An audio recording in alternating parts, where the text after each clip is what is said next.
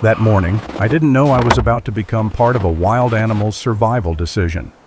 I opened my cabin door like I always did and found a moose calf standing on the porch, trembling, exhausted, as if someone had placed it there and walked away. Minutes later, the mother appeared at the edge of the trees. She looked at her baby. She looked at me. Then she turned and disappeared into the forest. No panic, no hesitation. Just a cold, deliberate choice. And in that moment, I realized something terrifying. If I made even one wrong move, that calf would not survive. The wind had changed overnight. Ethan Miller could hear it before he ever opened his eyes, an uneven push through the pine tops, a low, steady pressure that made the cabin creak in small, tired sounds. It wasn't a storm yet, but it was the kind of morning that warned you not to take your time. He lay there for a moment, listening to the hum of the little space heater near the wall and the faint rattle of the window pane. Somewhere outside, something metal tapped twice, then went quiet. That was enough to pull him out of bed. Living alone in the Upper Peninsula did that to a person. You learn the difference between normal noises and the ones that meant trouble. A branch falling was normal. A raccoon on the porch was annoying. But metal on metal at that hour, when the world was still black and the cold hadn't loosened its grip, usually meant his generator line or the fuel shed latch. Ethan pulled on boots without socks and stepped into his jacket. The cabin was small, practical, built for one man who preferred quiet and didn't mind fixing his own problems. The air inside smelled like firewood, coffee grounds, and the faint electric bite of old wiring. He grabbed the flashlight off the counter and eased the door open, expecting to see the chain on the shed swinging or a strap loose on the propane tank. Instead, he saw a pair of legs where nothing living should have been. At first his mind refused to name it. The flashlight beam caught pale fur, long knees, and a thin trembling that didn't look like any deer he'd ever seen up close. The shape was too tall in the front, too awkwardly built, like it hadn't finished becoming what it was supposed to be. Then the animal lifted its head, and Ethan's chest tightened. A moose calf stood on his porch. It was close enough that he could see the moisture clinging to the whiskers around its mouth, the way its ears twitched as if the night itself were still buzzing in them. Its eyes were huge and dark, reflecting the flashlight beam like polished stones. It didn't bolt. It didn't flare up and run wild the way most animals did when a door opened and light spilled out. It just stood there, breathing hard, waiting. Ethan kept his hand on the doorknob. Every instinct he had told him to step back inside, shut the door, and let nature do what nature did. Moose weren't pets. Moose weren't lost dogs. And a calf that small didn't belong anywhere near a human porch. But the calf didn't look like it belonged anywhere else either. He lowered the flashlight a few inches and took a slow breath, forcing his voice to stay calm even though there was no one to impress. "Hey," he said quietly, like the animal might understand tone if it didn't understand words. "Where'd you come from?" The calf's nostrils flared. It made a soft sound, more breath than voice, and shifted its weight. One hoof slid slightly on the frosted boards. It steadied itself and stayed put. Ethan's eyes moved to the edge of the porch. Fresh mud tracked across the planks in big, deep prints. Not the calf's. Bigger. He didn't need a field guide to know what he was looking at. An adult had been here, and the tracks didn't wander. They led straight to the front steps like somebody had walked a horse up to a door. They stopped at the porch, as if the animal had stood there for a moment, and then somehow decided that was far enough. Ethan took one step out, careful, slow, keeping his body turned sideways. The calf's head followed him. It didn't retreat. That was the part that felt wrong. A wild animal that didn't run was either sick or hurt or too exhausted to try. He glanced beyond the porch into the darkness. The trees were a wall of black. His property line disappeared fast out here. The woods swallowed everything. He swept the flashlight beam across the clearing. Snow hadn't fully settled yet, but there were patches of thin white in the grass and a crust of ice shining on the dirt track that led to the county road. No adult moose, no movement, just wind and silence. The metal sound came again, faint this time, from the side of the cabin like a loose piece of tin on the woodpile cover. Ethan forced himself to look away from the calf and check the obvious problem. He walked down the porch steps and around the corner, still keeping the calf in the edge of his vision. The latch on the fuel shed was fine. The generator was fine. The sound was coming from a strip of flashing he'd nailed down last fall, working loose in the cold. Nothing urgent. But when he turned back, the calf had moved. It had come down the steps, slowly, carefully, and now it stood in the yard with its front legs splayed just a little, like it wasn't sure the ground could be trusted.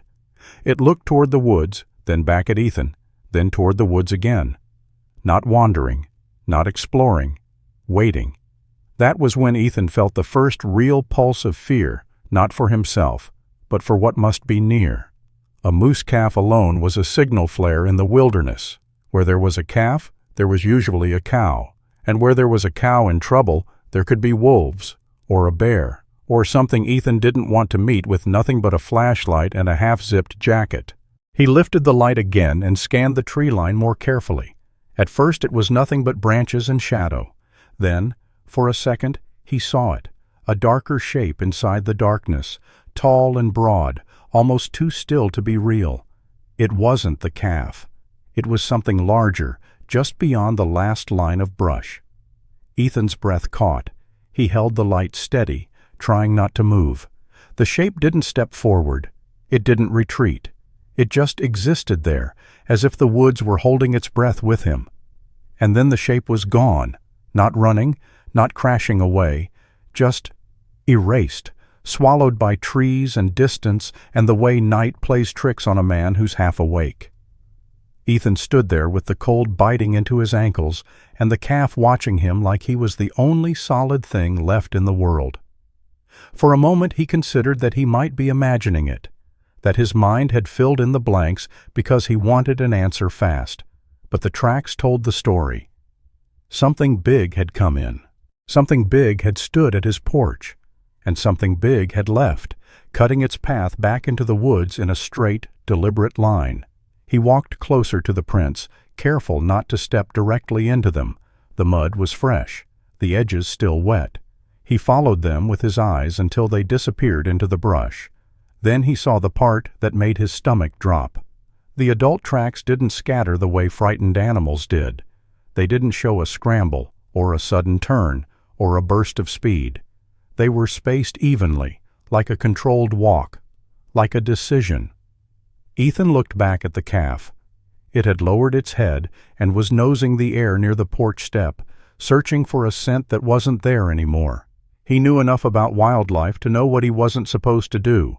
Don't feed it, don't touch it, don't make it think humans are safety. But he also knew enough about winter up here to know how fast a weak animal could die if it stayed still too long. Cold didn't care about good intentions, neither did predators. The calf lifted its head again and met his eyes. There was no accusation in that look, no drama, just need raw and quiet. Ethan felt something shift inside him, the way it does when a problem stops being theoretical and becomes the only thing in front of you. He backed toward the porch and spoke again, soft, steady. "All right," he said, more to himself than to the animal. "Okay, you can stand there. Just stay there." The calf didn't move, as if it had already agreed to those terms before he ever said them. Ethan stepped inside the cabin and pulled the door shut, leaving it cracked just enough to watch through the gap. He grabbed his phone off the counter and checked the signal. 1 bar, maybe 2 if he stood near the window. He scrolled to the number he'd been given months ago, Sarah Whitmore, the local DNR officer who'd stopped by once after a black bear tore into a dumpster down the road. He hadn't thought he'd ever use it. People out here didn't call the state for every wild thing that wandered past, but this wasn't wandered past. He hit call. The line rang once, twice. Outside, the wind pressed against the cabin again, and the porch boards creaked under the weight of a small, trembling life that didn't belong there, except that, somehow, it had been placed there on purpose. Ethan kept his eyes on the narrow crack of the door, watching the calf stand alone in the gray edge of dawn. And deep in the trees, where the light couldn't reach, Something moved just enough to remind him that whatever had brought the calf to his cabin might still be close. By the time the call connected, the sky had begun to thin from black to a dull, colorless gray. That in-between hour made everything feel exposed, as if the woods had decided to stop hiding what they were doing. Ethan stood near the window with the phone pressed to his ear, watching the calf through the narrow gap of the door. "DNR office," a woman's voice answered, steady but tired. "Sarah, this is Ethan Miller," he said quietly. "I've got a moose calf on my porch." There was a pause, just long enough for him to wonder if the line had dropped. "On your porch," she repeated, slower now. "Yes, calf, very young, and I think the cow was here. She brought it." Another pause, heavier this time. "Did you see the cow leave?" Ethan looked out again. The calf had shifted its stance, one leg shaking as it tried to balance. Beyond it, the clearing stretched out toward the trees, empty and gray. "I didn't see her leave," he said, "but I saw where she stood, and the tracks go straight back into the woods." "All right," Sarah said. "Listen carefully. Don't touch the calf, don't feed it, and whatever you do, don't try to move it." "I know," Ethan said, though his chest felt tight saying it. "But she hasn't come back." "It hasn't been long enough," Sarah replied. "Cows will leave calves hidden for hours, sometimes longer, especially if they sense danger." Ethan hesitated. "She didn't hide it," he said. "She brought it to my cabin." The line went quiet again. When Sarah spoke, her voice had changed, less procedural, more alert. "Tell me exactly what you saw." Ethan described it as plainly as he could. The way the cow had emerged from the trees, guided the calf straight to the porch, stopped, looked, and turned away. No panic, no urgency, just a decision. Sarah exhaled slowly. "That's not typical," she said. "But it's not impossible." "What does that mean?" Ethan asked. "It means she thought your cabin was safer than wherever she was coming from," Sarah said, "or safer than staying with the calf herself." Ethan swallowed. "That doesn't sound good." "No," she agreed. "It isn't."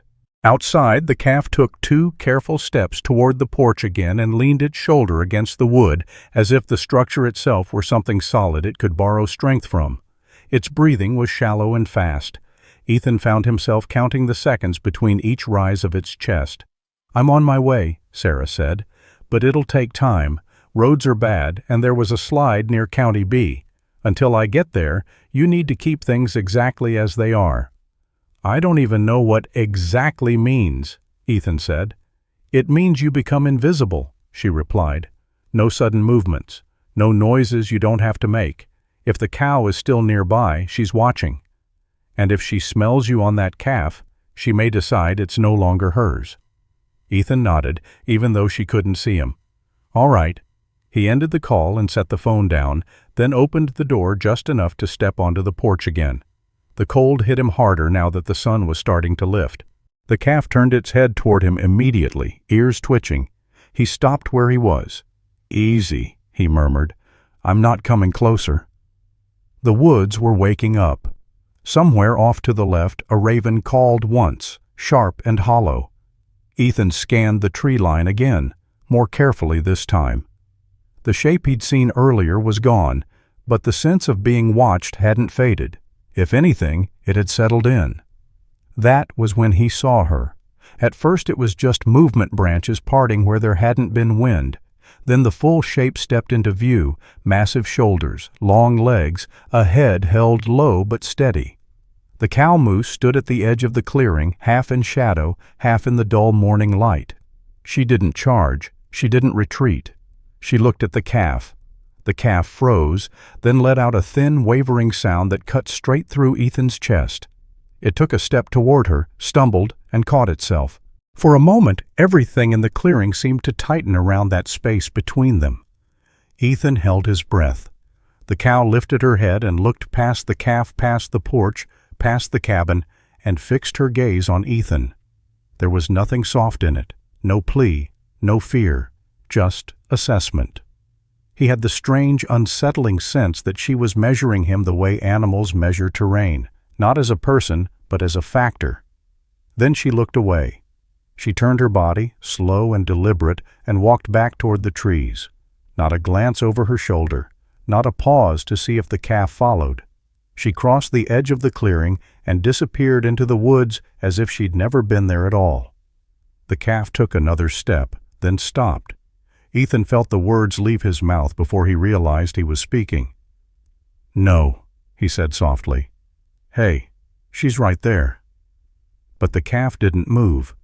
It stood in the clearing, legs trembling, head turning back toward the porch. It walked to the steps and leaned against them again, breathing hard. Ethan stayed where he was, his heart pounding loud enough that he was sure the animal could hear it. He looked at the trees where the cow had vanished, hoping to see her turn back. She didn't. The wind shifted, carrying the smell of damp earth and pine. With it came something else, faint but unmistakable. Iron. Ethan followed the scent with his eyes until he saw it, a thin, dark mark in the snow near the edge of the clearing, almost hidden. Blood. Not much, just enough to notice. Ethan closed his eyes for a second, the weight of it settling in. This wasn't abandonment, it wasn't confusion. It was a choice. When he opened his eyes again, the clearing was empty of everything but the calf and the quiet. The cow was gone, moving deeper into the woods on a straight, steady line, leaving her young behind at a place she had decided rightly or wrongly was safer than staying. Ethan stood there, feeling the truth of it pressed down on him. She hadn't walked away because she didn't care. She had walked away because staying was worse. He stepped back inside the cabin, leaving the door cracked just enough to watch. The calf remained at the porch, exactly where it had been placed. And as the morning light spread through the trees, Ethan understood that whatever happened next would depend on what he did and what he refused to do during the long hours that were coming. The morning never warmed the way it should have. The light came up pale and thin, stretching across the clearing without bringing comfort with it. Ethan watched the calf from inside the cabin, careful not to let the door open wide enough to change the air around it. The animal stayed close to the porch, shifting its weight every few minutes, breathing shallow and fast, like it had already learned the cost of wasting energy. Sarah called back just after 7. "I saw her," Ethan said before she could ask. "She came out of the trees. She looked at him. Then she turned around and left." Sarah was quiet for a moment. When she spoke again, her voice was low. "All right," she said. "Then this is the part people get wrong." Ethan leaned against the counter, eyes never leaving the narrow crack of daylight at the door. "I don't feel like there's a right part here." "There is," she said. "It just doesn't feel kind." She explained it slowly, the way she would to someone who didn't live with wildlife every day. A moose calf, she told him, was built to wait, to stay still, to survive on what little reserve it had while its mother moved, fed, or dealt with danger. The worst thing a human could do, worse than ignoring it, was to teach it that people meant safety. "If you touch him," Sarah said, "if you feed him, if you make him follow you, you take away his best chance of living, even if it feels like you're saving him in the moment." Ethan looked at the calf again. It had lowered its head and rested its chin against the porch step, eyes half-lidded. The sight twisted something in his chest. "He looks like he's running out of time," he said. "I know," Sarah replied. "That's why you don't add your scent unless there's no other option. If the cow comes back and smells you all over him, she may not take him. And then he's truly alone." Ethan nodded slowly. "So what do I do?" "You keep him where he is," she said. "You protect the space, not the animal. That means no dogs, no people, no vehicles getting close, and you stay back." After the call ended, Ethan stood there for a long moment, feeling the weight of every word. Protect the space, not the animal. It went against everything that felt natural. He pulled on gloves and stepped outside, moving carefully, wide arcs, slow feet. He dragged a couple of old wooden pallets from behind the shed and leaned them on their sides, creating a loose barrier between the calf and the dirt road that cut past the cabin. He tied a length of rope between two trees, not tight enough to trap anything, just enough to break a straight run if the calf panicked. The calf watched him the entire time. It didn't flee. It didn't approach. It tracked his movements with tired eyes, as if memorizing him. When Ethan finished, he retreated back to the porch and stopped, making sure to leave distance between them. "That's all I'm doing," he said quietly. "That's it." The hours stretched. The wind picked up again near midday, carrying the smell of snow. Clouds moved in low and heavy, dimming the world. The calf shifted closer to the cabin wall, pressing its side against the wood like it was borrowing warmth. Ethan's hands curled into fists inside his pockets. Every few minutes he fought the urge to step out with a blanket, to do something simple and human. He didn't.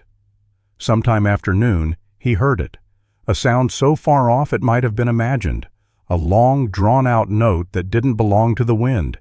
Ethan froze. He stepped to the window and listened again. There it was, a howl, not close, but not distant enough to ignore. He called Sarah immediately. "I hear wolves," he said. Her response was immediate. "How many?" "I only heard one." "That's not better," she said. "A lone wolf will take bigger risks." Ethan's gaze snapped to the tree line. The calf stood up, unsteady, ears flicking back and forth. It took a step, then another, drifting toward the open space of the road. "No," Ethan whispered. He moved slow, wide placing himself between the calf and the road without stepping close. He raised his arm slightly, making himself larger, blocking the path without advancing. The calf hesitated, then backed away, sides heaving. It returned to the porch and stood there, shaking. "That's good," Sarah said over the phone. "That's exactly what you do. Redirect. Don't engage." Ethan swallowed. "How long does this go on?" "Until it changes," she replied. "Either the cow comes back, or we reach a point where not intervening becomes the greater harm." The words sat between them, heavy and unfinished. By late afternoon, the sky darkened again. Snow began to fall in thin, drifting sheets. Ethan's muscles ached from standing still. The calf's movement slowed, its head dipping lower with each passing hour. Then Ethan heard a vehicle, an engine, low and steady, approaching from the road. His stomach tightened. He stepped onto the porch and saw a familiar pickup coming around the bend. Jake Holloway's truck rolled into view, tires crunching over ice. Jake leaned out the window as he slowed. "What the hell is that?" he called. Ethan raised a hand. "Don't get out." Jake ignored him. He parked and stepped down, boots hitting the ground hard. He stared at the calf, eyes wide. "That thing's gonna freeze," he said. "You just leaving it there?" "It's not abandoned," Ethan said, "and you need to stay back." Jake snorted. "Looks abandoned to me." Ethan felt the tension spike, sharp and sudden. He glanced at the calf, then back at Jake. "If you spook it," he said, "you could kill it." Jake shook his head. "You people always say that. I've got a barn. I've got milk replacer. We could—" "No," Ethan cut in. His voice surprised even him. "You don't touch it." Jake looked at him for a long moment, then at the woods, then back at the calf. "You're making this harder than it needs to be," he said. "Or easier than it looks," Ethan replied. The wind carried another sound through the trees. Lower this time. Closer. Jake went quiet. They both listened. The snow falling thicker now, the calf pressed against the cabin wall, breathing fast. Ethan felt the truth settle in, heavy and unavoidable. Doing nothing had never felt so active, and saving something had never required so much restraint. Jake didn't like being told no. Ethan could see it in the way the man stood, feet planted wide, shoulders squared, jaw set like the cold had personally offended him. The snow came down harder now, the flakes catching in Jake's beard and on the brim of his cap. Behind him, his pickup idled with its headlights washing the clearing in a harsh, nervous light. The calf flinched every time the engine changed pitch. It pressed tighter to the cabin wall, ears pinned, eyes wide and shining. "That light's stressing him out," Ethan said, trying to keep his voice level. "Shut it off." Jake glanced back at his truck like he'd forgotten it existed. "It's dark," he said. "I'm not standing out here blind." "You're not the one being hunted," Ethan replied. Jake's eyes narrowed. "Hunted by what? You heard one wolf howl and now you're acting like we're surrounded." Ethan didn't answer right away. He'd learned in the UP that arguing with a man like Jake was like arguing with Weather Loud, pointless, and it never changed the outcome. Instead, he took a step sideways, putting himself between Jake and the calf again. Jake noticed. He gave a short laugh. "You guarding it now?" "I'm keeping you from doing something stupid," Ethan said. That stung. Jake's hand went automatically to the side of his coat where the outline of something heavy sat against his ribs. Ethan didn't need to see it to know. Jake hunted. Everyone up here hunted or knew someone who did. Guns were like chainsaws, tools, not threats, until the wrong hands got impatient. Jake unzipped his coat just enough to show the grip. "Stupid as watching it die," he said. "You got a heart, Ethan, I'll give you that. But you don't have a plan." "I do have a plan," Ethan said. "The plan is to not turn it into a pet and ruin its only chance." Jake gestured toward the calf with a sharp flick of his fingers. "Its only chance is warmth and milk. You ever seen a calf make it through a night like this without its mother? You're gambling." Ethan felt the words hit harder than they should have because, deep down, he knew Jake wasn't wrong about the cold. The calf's legs shook in waves now, the tremor running through its body like a wire under strain. Snow collected on its back and didn't melt. Ethan's instinct screamed at him to throw a blanket over it. Sarah's warning answered just as loud in his mind. "Become invisible. Protect the space. Don't teach it to follow." He took out his phone and called her again, putting it on speaker so Jake could hear. The line rang twice before Sarah picked up. "Ethan?" she said, and he could hear road noise behind her. "I've got Jake Holloway here," Ethan said. "He wants to move the calf." There was a pause, then Sarah's voice sharpened. "Jake, this is Officer Whitmore. You touch that calf and you're interfering with wildlife. You could get it killed." Jake leaned closer to the phone like he could intimidate a voice through plastic. "With respect, ma'am, it's already dying." "It's not your call," Sarah said, "and it's not your property. Back off." Jake's mouth tightened. "So what? We just watch it freeze?" "You watch," Sarah said, "and you keep predators away from the area without getting close to the calf. That's the only help that matters right now." Jake barked a laugh. "How do you keep predators away without getting close?" "You make noise from a distance," Sarah replied. "You keep your truck off. You stay out of the clearing. If you have a gun, you keep it holstered unless you're in immediate danger." Ethan watched Jake's face as he listened. The man wasn't convinced, but the fact that Sarah said plage gun tlausers out loud seemed to remind him that he was being seen for what he was.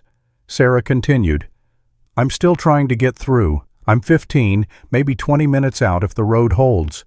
Ethan, do not let anyone approach the calf." The call ended. Snow hissed against the roof. Jake stared at Ethan like he'd been publicly corrected. 15 minutes, Jake said. "You trusting the state with your conscience now?" Ethan didn't rise to it. He pointed to the truck. "Turn it off," he said. "At least do that." Jake hesitated, then grudgingly walked back and shut the engine down. The sudden quiet felt huge. Without the rumble, the clearing sounded alive again. The wind, the trees, the faint ticking of snow hitting wood. The calf's breathing eased slightly. It blinked slow, exhausted. For a moment, Ethan thought they might actually make it through the next stretch by simply holding the line. Then something changed. The calf lifted its head sharply and stared past Ethan toward the road. Its ears angled forward, its body tensed, the way animals did before they ran. Ethan followed its gaze and saw what it had seen, a shadow moving along the ditch line where the road curved, low to the ground, barely visible through the falling snow. At first he thought it was just brush bending in the wind. Then the shadow stopped, and two pale reflections flashed back eyes, catching the last of the daylight. Jake sucked in a breath. His hand went to his coat again. "No," Ethan hissed, grabbing Jake's sleeve without thinking. "Don't." Jake yanked his arm free. "That's a wolf," he muttered. Ethan's heartbeat climbed into his throat.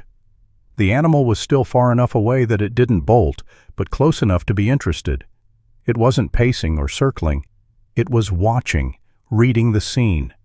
The calf made a thin, distressed sound, and that was the last straw. It sprang away from the cabin in a burst of panicked energy, legs skidding on ice. It hit the rope Ethan had strung and bounced back, then spun toward the open road as if the world had narrowed to one escape route. "Hey, no!" Ethan shouted, his voice breaking the quiet like a gunshot. The calf bolted. It shot past the pallets, slipped, caught itself, and lunged toward the road with wild, desperate speed. Ethan moved instinctively after it, stopping himself a step later, knowing that chasing it would only drive it harder. Jake was already moving, boots pounding the frozen ground. The calf reached the road just as a distant engine growl rose out of the snow low, heavy, too fast. Headlights appeared around the bend, white beams cutting through the storm. A logging truck. Ethan's mind emptied. There was no time to think about rules, scent, or consequences. There was only the calf in the road and the tons of steel coming straight at it. He ran. The sound of the truck swallowed everything else. It wasn't just an engine. It was weight and momentum, a deep mechanical roar that pressed against the chest and made thinking feel slow and useless. The headlights tore through the falling snow, bouncing off the white ground and turning the road into a tunnel of glare. The calf was already there. It stood in the middle of the lane, legs spread too wide, hooves slipping on ice as it tried to understand what was coming at it. Its head jerked back and forth, panic replacing the numb exhaustion that had kept it still all day. Ethan ran. He didn't remember deciding to. His body moved before his mind caught up, boots sliding, arms pumping, breath burning his lungs. Somewhere behind him, Jake shouted his name, but the sound barely registered. The truck horn blasted long and furious. The driver had seen them. That almost made it worse. A driver who saw meant brakes, and brakes on ice meant chaos. Ethan reached the edge of the road just as the calf tried to turn. Its hooves skidded, and it went down hard on one knee, a raw, panicked sound tearing out of its throat. The headlights filled Ethan's vision, blinding, close enough now that he could see the grill, the snow packed into the treads, the shape of the driver hunched forward behind the glass. There was no time left for caution. Ethan ripped his jacket open as he ran, shrugging it off his shoulders in one wild motion. He didn't know why, only that he needed something big, something moving, something that wasn't a human body. He threw himself sideways into the road and swung the jacket out wide, shouting, not words, just sound. The calf reacted before the truck did. It scrambled away from the flapping shape, legs finding traction just long enough to lunge back toward the ditch.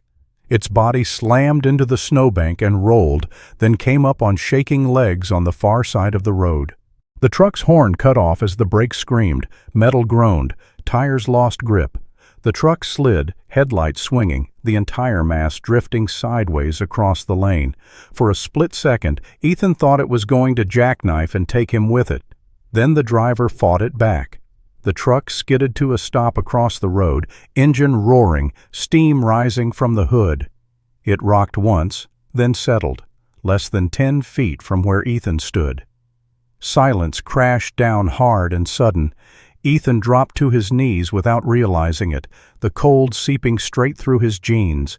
His hands shook so badly he had to press them into the snow to keep from falling forward.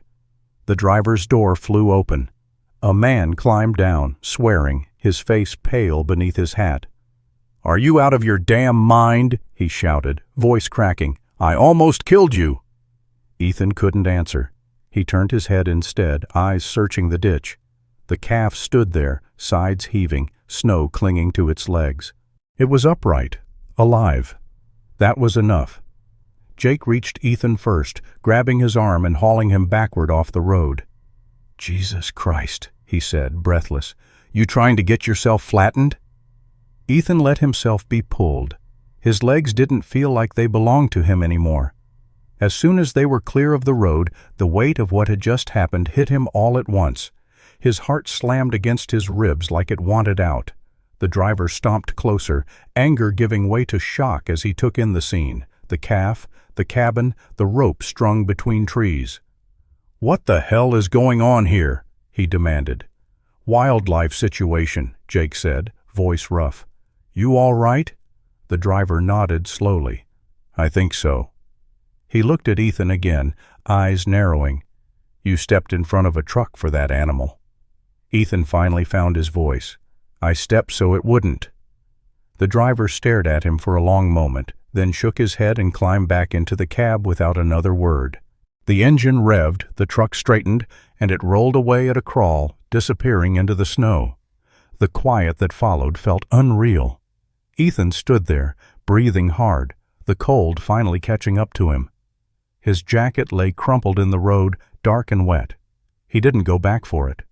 The calf had moved again, inching back toward the cabin on unsteady legs. It collapsed against the porch steps, chest heaving, eyes half closed. Jake watched it, then looked at Ethan. Whatever argument he'd come ready to make was gone now, burned away by what he'd seen. "You broke the rules," he said quietly. Ethan nodded. "I know." Jake hesitated. "You saved its life." Ethan didn't answer. He was already pulling his phone out, hands clumsy. He called Sarah and didn't wait for pleasantries. "It ran," he said. "A truck nearly hit it. I had to intervene." There was a beat of silence. Then, "Is the calf alive?" Sarah asked. "Yes." "And did you touch it?" "No," Ethan said. "I didn't touch it." Another pause. "All right," she said finally. "Then you did the least wrong thing." The words didn't bring relief. They just made the weight heavier. "Sarah," Ethan said, voice low, "it's not going to last the night like this." "I know," she replied. "That's why everything changes now." Snow fell thicker, settling into the grooves of the porch and the tracks in the road. The calf lay still, exhausted beyond fear. Ethan stared at it, understanding settling in with brutal clarity. He had crossed a line he couldn't uncross. Whatever happened next would no longer be about waiting. It would be about fixing a mistake without making a worse one. The snow did something useful overnight. It covered the chaos of the day before and replaced it with clarity. By morning, the world around the cabin looked newly drawn, every movement preserved, every hesitation recorded in white. Ethan stepped outside just after dawn, careful where he placed his feet, as if the ground itself were evidence. The calf lay where it had collapsed against the porch steps, breathing slow and shallow now, steam lifting from its nostrils. It had stopped shivering, which should have been a relief, but wasn't. Too much stillness could mean the body was giving up. Ethan didn't approach. He stayed where he was and looked outward instead. That was when he saw the tracks. They weren't what he expected. The cow's prints didn't lead straight back into the woods the way he'd assumed. They curved. Wide arcs looping behind the cabin, crossing their own path, doubling back in ways that made no sense if you believed the animal had simply walked away. Ethan crouched at the edge of the porch and followed the story written in the snow. Here, the cow had paused. There, she had turned sharply, digging in hard with one hoof. And farther out, near the tree line, her stride changed. The prints grew uneven, closer together, as if she were favoring one side. Dragging. Ethan's throat tightened. He followed the trail to a stand of young birch where the snow was churned and darkened. At first he thought it was mud. Then he saw the color beneath it. Blood. Not a spill, not a spray, just drops. Careful, spaced drops, like something leaking rather than bleeding out. He straightened slowly, the full shape of it settling into place. She hadn't brought the calf to the cabin and left in a straight line because she was done. She had circled. She had doubled back. She had stayed nearby longer than he'd realized, watching, testing, deciding. And she had been hurt. Sarah arrived an hour later with another truck behind her, a state vehicle driven by a man Ethan hadn't met before. He was older, broad-shouldered, with a calm face that didn't waste expression. His name was Mark Delaney, a volunteer tracker who'd spent more winters in these woods than Ethan could count. Mark didn't say much at first. He walked the perimeter slowly, eyes down, hands in his pockets, reading the ground the way some people read faces. "These tracks don't belong to an animal that abandoned anything," Mark said finally. Sarah nodded. "I thought as much." Mark crouched near the birch stand and brushed snow aside with a gloved hand. He stared at the blood for a long moment. "She's injured," he said. "Not bad enough to drop, but bad enough to slow her down." "What kind of injury?" Ethan asked. Mark stood and walked a few yards farther into the trees. He stopped near a rusted coil half buried in brush-old wire, left over from something forgotten decades ago. Tangled in it was coarse brown hair. "Man-made," Mark said. "Always is." Sarah closed her eyes briefly. "A snare?" "Or fencing," Mark replied. "Doesn't matter. She tore free, but not clean." Ethan looked back toward the cabin. The calf was still there, small and motionless against the wood. The pieces clicked together with a dull, sickening finality. "She couldn't stay," Ethan said. "No," Sarah replied. "And she couldn't take the calf with her, not in that condition. Slowed down, bleeding, drawing attention, she'd be a moving signal flare for every predator in the area." Mark nodded.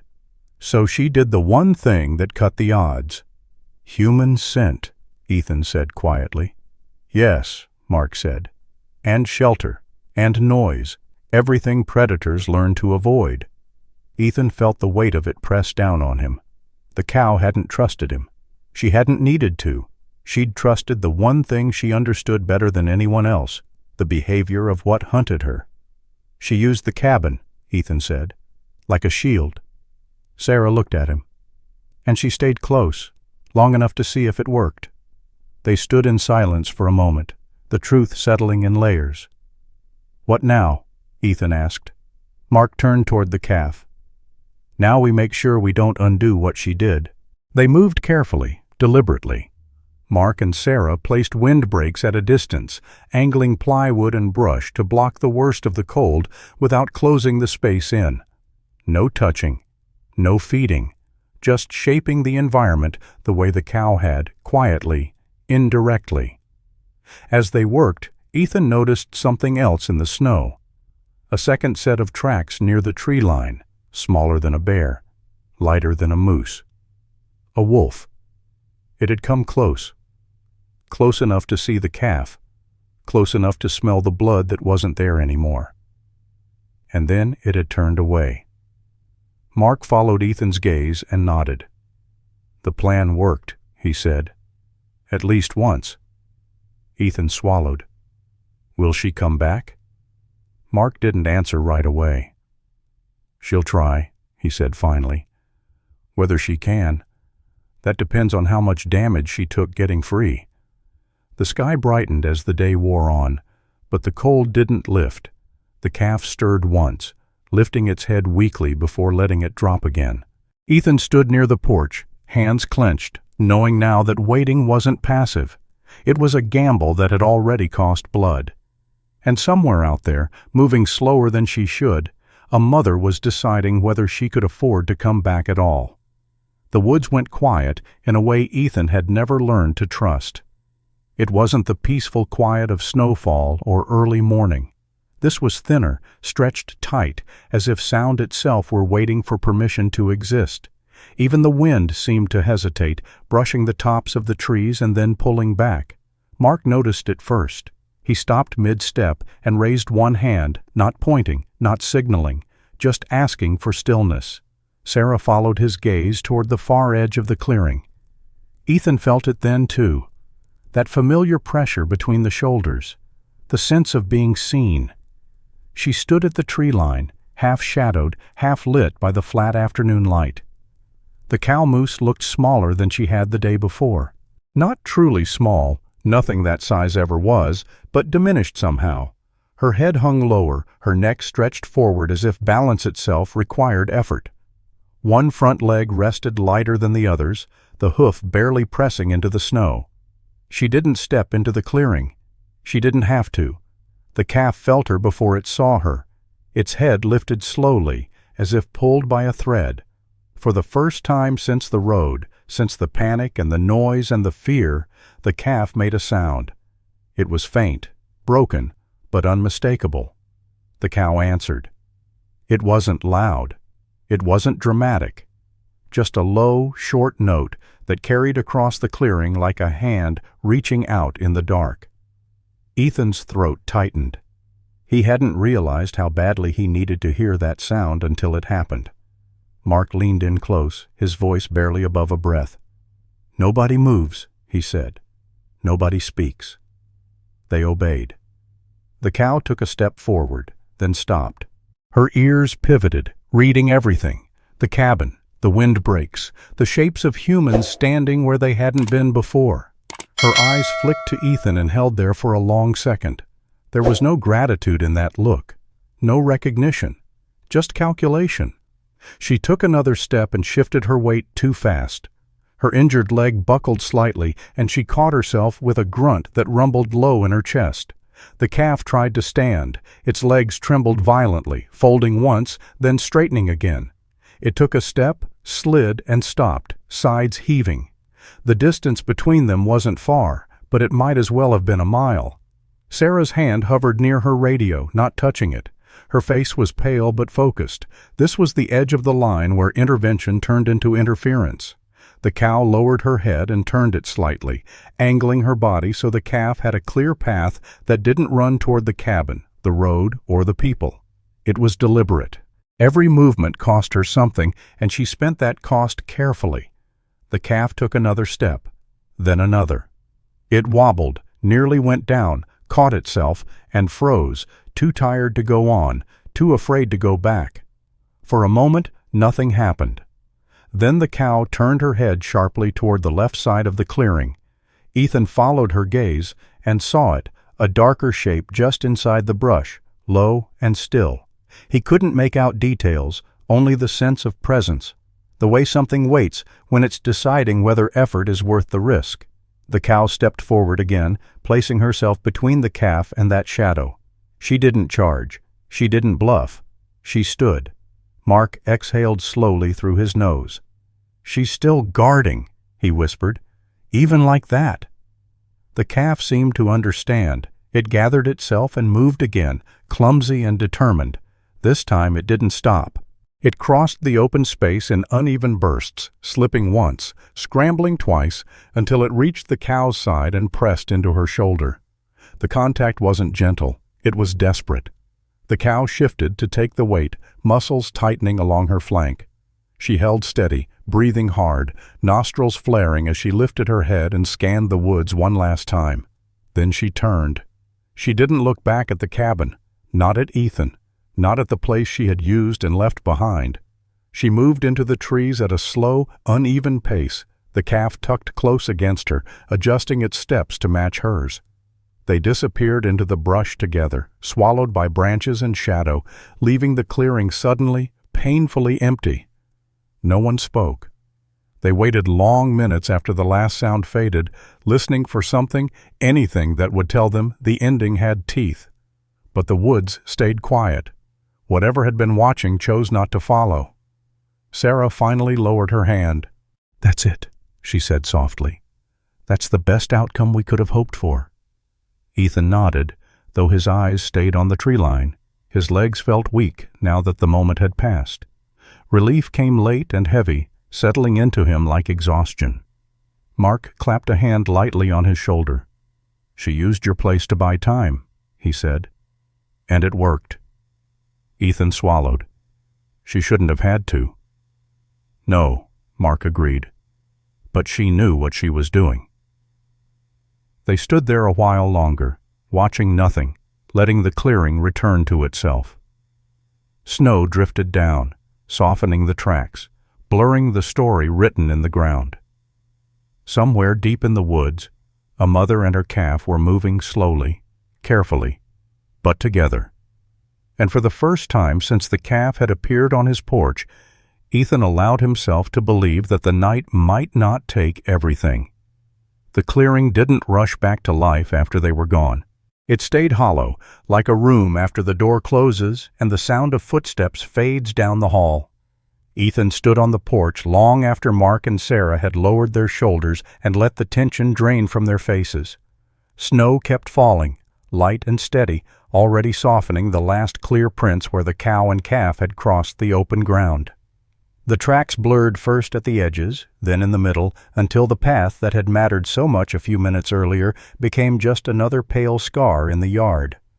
Sarah was the one who finally spoke. "We're not following them," she said, not as a suggestion, but as a line she needed everyone to hear. Ethan nodded. "I know." "We'll check the perimeter later," she added. "Far out. If the cow goes down, we'll know soon enough.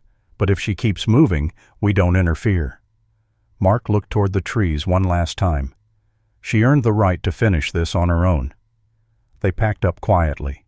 No congratulations, no relief-filled chatter. The moment didn't belong to them, and everyone seemed to understand that instinctively. When the trucks pulled away, the sound of tires crunching over snow faded quickly, swallowed by distance. Ethan was alone again. He stood on the porch, hands resting on the railing, breathing in the cold until it hurt. The place where the calf had leaned all night was still warm enough to melt the snow. A faint impression marked the wood, small, uneven, proof that something fragile had been there and was not anymore. He stepped back inside the cabin and closed the door. For the first time since the calf appeared, the silence felt earned. That night, Ethan slept deeper than he had in weeks. There were no dreams he remembered, just the steady darkness of rest. When he woke, the world outside was bright and clean, the storm spent. Sunlight caught on snow-laden branches and threw light through the windows in slow, shifting bands. He went out onto the porch with a cup of coffee and stood where the calf had stood, looking out at the woods. Everything looked ordinary again, too ordinary almost. If someone had driven by now, they would have seen nothing but a quiet cabin and an empty clearing. That was the point. Sarah called mid-morning. "We picked up the trail," she said, "far enough out not to push her." Ethan leaned against the porch post, waiting. "She rejoined a loose group near the marsh," Sarah continued. "Tracks are steady. Blood drops stopped sometime last night." Ethan let out a breath he hadn't realized he was holding. "And the calf?" "Still with her," Sarah said, "keeping pace. That's the important part." He closed his eyes for a moment, letting the relief settle all the way through him. "Thank you," he said. "You didn't do nothing," Sarah replied. "You did the hard version of something." After the call ended, Ethan stayed on the porch for a long time. The clearing felt different now. Not haunted, not special. Just used. Like a place something had passed through with purpose. That was when the full shape of it finally became clear to him. The cow hadn't brought her calf to his cabin because she trusted him. She hadn't come looking for help or mercy or understanding. She had used what she knew. She had known predators avoided human spaces. She had known noise and straight lines and unfamiliar shapes made hunters hesitate. She had known that leaving her calf where her own blood scent would be overwhelmed might give it a night to survive. And then she had walked away. Not from her calf, but from the risk of being seen with it. Ethan thought about how that must have felt. To leave something that mattered more than your own life in a place you did not control. To turn your back not because you didn't care, but because staying would kill you both. He looked down at the porch boards, at the faint marks already fading under the sun. In a few days, there would be nothing left to show what had happened here. No sign that a decision had been made that changed the direction of two lives. That felt right. Ethan didn't put up a trail camera. He didn't tell the story to anyone who hadn't already been there. He fixed the loose flashing on the woodpile shed and shoveled the drive like any other winter day. But sometimes, late at night, when the wind moved just right through the trees, he thought about the sound the cow had made at the edge of the clearing. Low, certain. Enough to call a calf home from fear. And he understood something he hadn't before. Some rescues don't look like saving. Some mothers don't stay. And sometimes, the kindest thing a human place can do is be useful for one night and then return to being empty. Ethan turned back inside, closed the door, and let the woods have themselves back. Before you go, I want to ask you something simple. Do you think the mother did the right thing by leaving her baby at my cabin and walking away? If you believe she did what she had to do to save her calf, comment 1. If you believe she should have stayed, comment 0. There's no right or wrong answer here, just different ways of understanding the wild.